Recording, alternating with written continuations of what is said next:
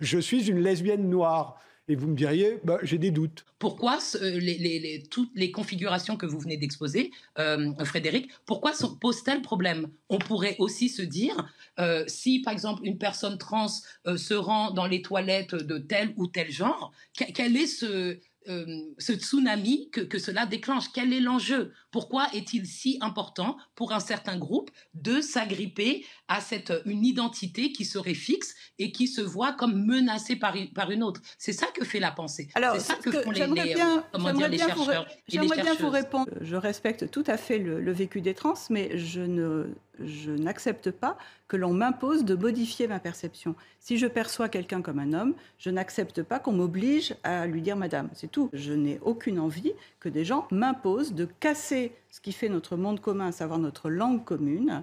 Voilà. Je comprends tout à fait ce que vous êtes en train de dire et je pense que cela soulève la question du confort et je comprends tout à fait que vous soyez rétive au fait que votre confort soit perturbé. Ce que je dis, c'est que les personnes qui ne bénéficient pas du même confort peuvent vous retourner la même rhétorique, c'est-à-dire qu'elles n'ont pas envie, ces personnes-là n'ont pas envie que vous leur imposiez votre perception du monde. Mais c'est pas ma perception du monde, c'est un monde commun, c'est un langage commun, et qui est remis en cause.